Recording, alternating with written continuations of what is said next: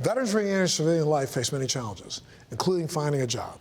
Hi, I'm Montel Williams. Welcome to this edition of Military Makeover Operation Career. Today, 4 inspirational stories of former servicemen and women who have reinvented themselves and are thriving at companies that value their unique skills. When it comes to civilian job opportunities, America's vets enjoy a busload of career opportunities, as one Austin, Texas transportation company demonstrates. We visited them to find out more.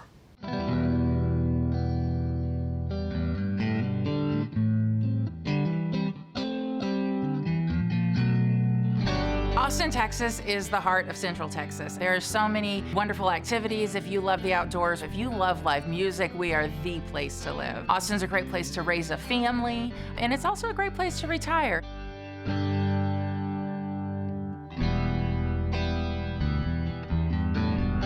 I love serving people, and in my present job, I serve people of the Central Texas area here with CapMetro. At CapMetro, I oversee human resources, but we call it people and culture because it's all about the people. Ironically, it's the very same thing I do for the Reserve. I'm over the Equal Opportunity and Diversity program. Because of that, I'm able to pair both relationships to a happy medium. CapMetro is ever growing, very forward thinking, and we got a lot of good things coming down the pipeline, especially for our veterans. You could be an operator, you could be a mechanic, you could be anybody out there, and you can translate that and find a good company to work with that promotes growth as well as like CapMetro does. Because in the military, you're always looking for that next rank, the next big thing in your career, and you're going to want a company that does that. The best companies hire and promote from within. This Central Texas company's interim president and CEO is living proof. I started my career here on the front lines as a bus operator and have really been able to experience all of the wonderful career paths within CapMetro. There are opportunities well beyond driving and fixing buses. You can be a supervisor, a dispatcher, a trainer, management. There's just a lot of great opportunity. We really like to talk to folks about how CapMetro is more than just a job. We're really offering folks a career. A typical day at work starts out with me getting here, going through the shop and making sure that we have a clean shop, a safe environment, along with the tools to get our job done. We have a meeting with all the guys and build that camaraderie every single day before we even start the shift, before anybody breaks out. So what we do there is we pass word, we make sure everybody is good to go, and if anybody has any questions, we make sure they get answered. For many U.S. military vets, the call to service continues beyond their military career. Retired Master Sergeant James Bush walks the walk and talks the talk. I was walking to the Marine recruiter office, and the Marine just said, "Hello, Marine." I was hooked. At that time, I went and joined the Marines, served 4 years in California and Okinawa, Japan. After my discharge, I went into the Army Reserves. While in the Army Reserves, I decided to go active duty. At active duty, I did various jobs, and I was able to do a lot to serve the people. I was the Armory Chief at NCCSSS in North Carolina, at Camp Johnson, and what I did there directly corresponds to what we do here at CapMetro, dealing with that high level of maintenance and maintaining a certain standard. We have customers not only out on the street, but as well as our operators. We have to make sure that we give them a safe unit, that we can get passengers from point A to point B. CapMetro loves to hire veterans. We have a ton of veterans that work with us, and we find that their experience in the service translates very well to public transportation. My transition from the military to the civilian lifestyle went flawlessly. It personally motivates me to come to work every day and think that this job is so much bigger than ourselves.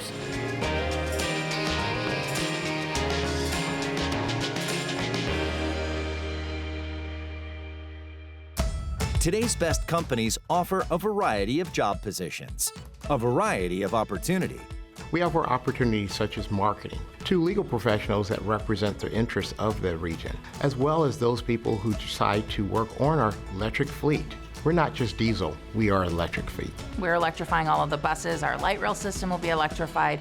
And so we are looking to train up our existing workers to be able to add to their skill set. And so you don't have to come to us fully trained and already ready to do the job. We have paid training available.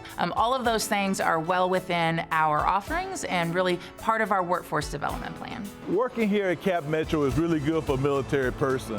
You have a lot of regimentation, a lot of order. And you have a lot of really great people you can serve with as well. If you love serving the people, come work here at CapMetro. I would recommend CapMetro to anybody. It's a very structured environment. The things that we do here, the camaraderie, the morale, the room for growth, it's very great, especially for our veterans. For additional information on CapMetro and job opportunities, visit them at capmetro.org/jobs.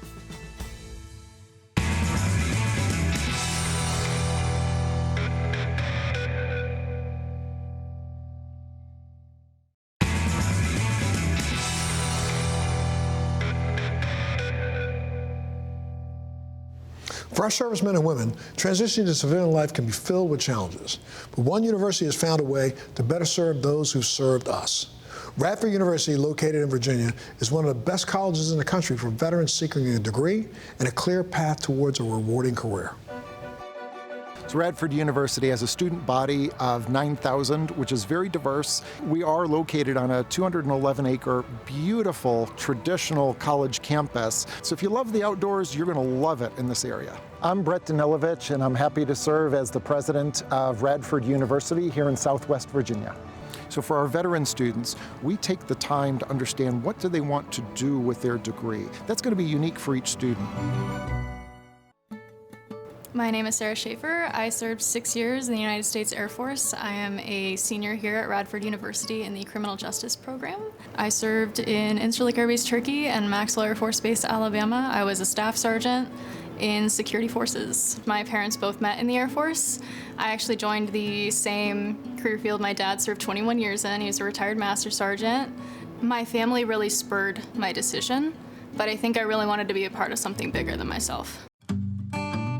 My name is Chandler Scott. I'm a student at Radford University. I served in the Marine Corps from 2016 to 2020.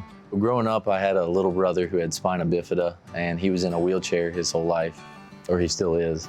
I always had like that protective mindset with him, and I always wanted to be there watching over him as his older brother.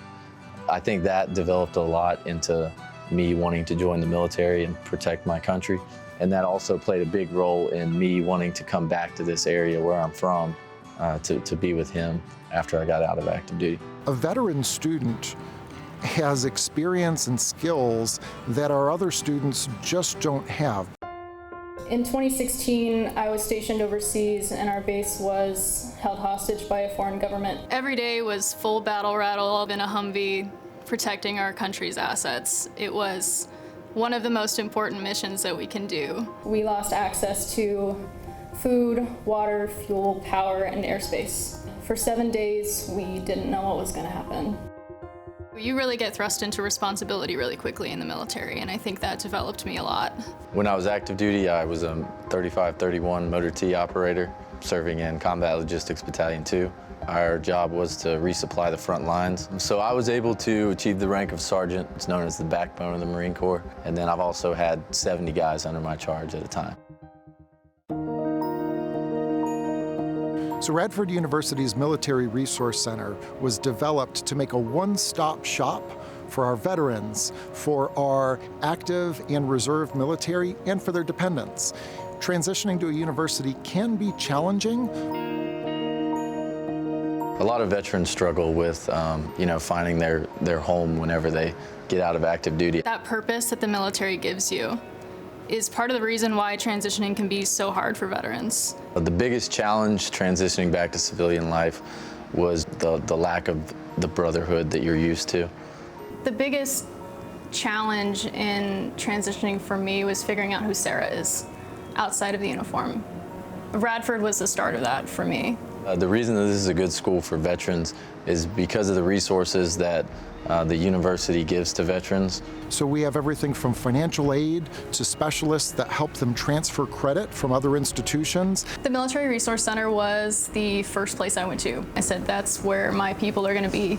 And really, the problem solving is all in one location. This office is located centrally on campus, so it's very easy to find, and that's also a signal about our support to veterans. I would say to a vet looking to come to Radford, absolutely, let me help you. It's an awesome school with an awesome community. People take care of each other here. They care about you. They want you to succeed.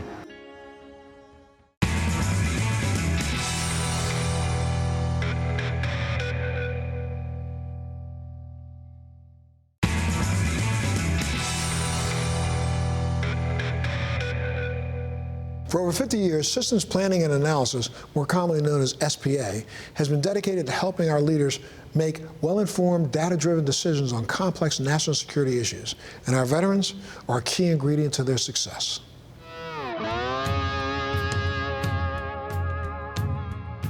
SPA has been around for 50 years, and we're a company that prides itself in continuing to serve the country.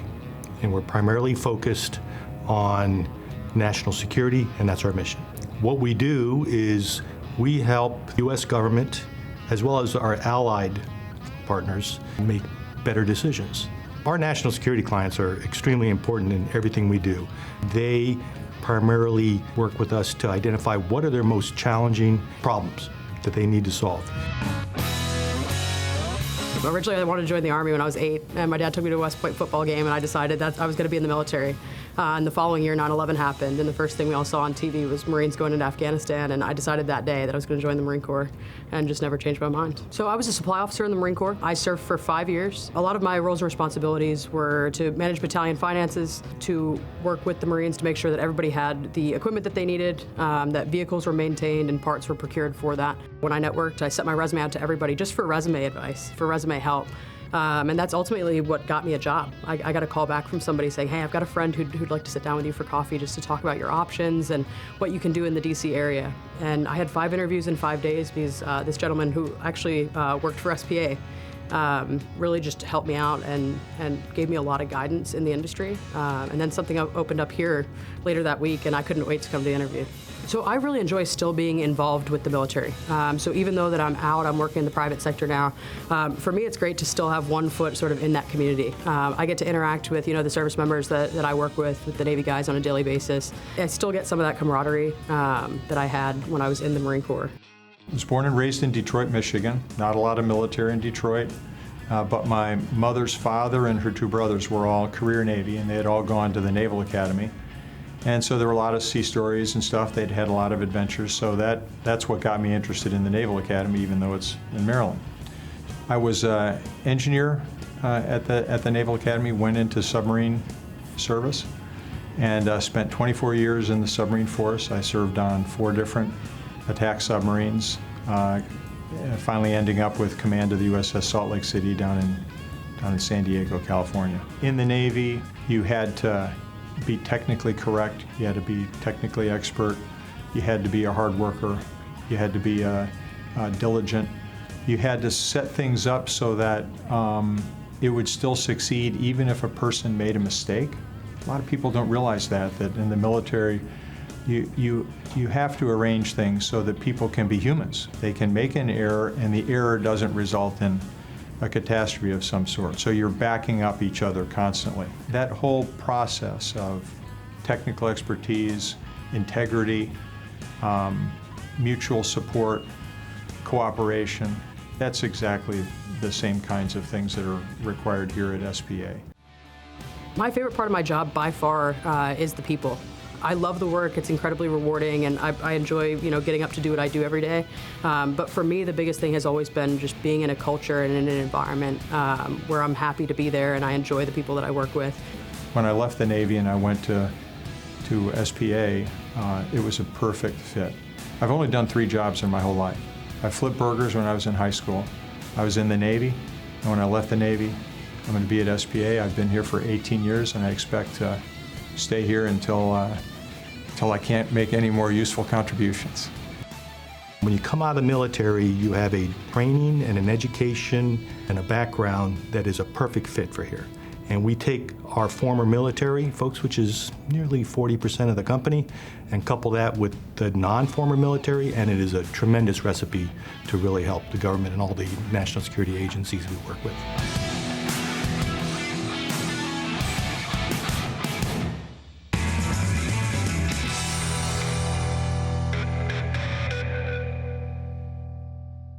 America's military men and women are disciplined and hardworking with a commitment to excellence second to none. We met 2 military vets that are employed at one of the world's largest, most advanced offshore drilling contractors, a company famous for employing only the best.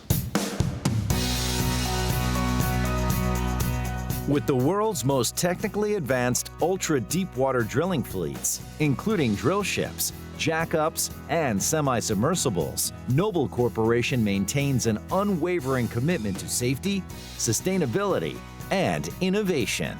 Its state-of-the-art training facility in Houston is world-class. Noble Corporation sustains a global footprint with drilling operations and drilling rigs around the planet. We bring our employees from those rigs into this training facility to make sure that we receive the same standard of training that we would expect for anyone working in the Gulf of Mexico. Someone working in Brazil or Trinidad or Africa is going to receive the same benefit of this facility. To maintain the level of safety, sustainability, and innovation that we're expected to have, we have to keep people's skills up to date. It's one thing to hire the best, but we have to keep them the best. And part of that is bringing them here. To come to a facility like this where we have simulations of virtually every rig type that we operate globally, that provides an opportunity for a safe learning environment where if mistakes are made, it doesn't have a consequence.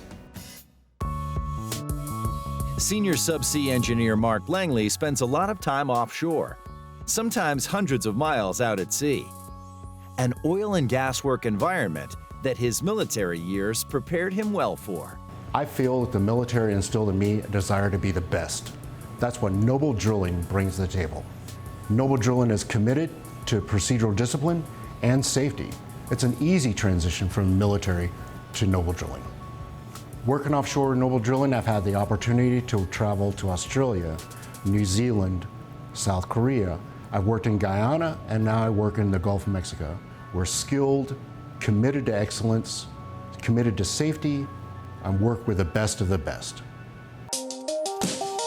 Marine Compliance Supervisor and Company Security Officer Karen Boxwell, a 20-year U.S. Coast Guard veteran, makes workplace safety on land and sea job one.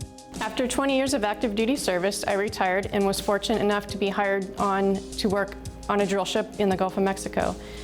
Immediately felt like home. I bonded with the crew. The camaraderie was rival to being active duty in the Coast Guard, and I just felt like home. As the Marine Compliance Supervisor and Company Security Officer, I'm responsible for making sure all of our assets, whether it's a drill ship, semi-submersible, or jackup, maintain compliance with all of Flag State regulations, Classification Society, and the Coastal Authority regulations. Safety on board all of our vessels is paramount to what we do. It requires us to follow a process which is perfect for people who are coming from a military background because we understand the process. We understand that we have to take steps and follow the procedures to prevent unwanted events, incidents, somebody potentially getting hurt. The skills that people learn in the military are transferable. Not much different than someone learning that in a trade school. The difference is that when they've learned them in the military, they've had to apply them in real life against that expectation that failure is not an option. If you look at the company from top to bottom, director to new hire, we're loaded with veterans.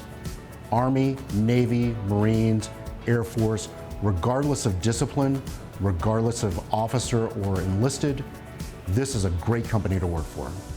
Noble's a wonderful place for veterans like us to work because they understand where we come from. They value us, they value our experience. So as female veterans, we often find it difficult to know that we have a place outside of our service. I found my home at Noble Drilling, Noble Corporation. I have opportunity, I have growth, I have mentorship here. I hope more women will pursue a career with Noble Corporation because it's a wonderful place to be. For additional information regarding this world-class drilling contractor, or to find out more about jobs for military vets, visit noblecorp.com.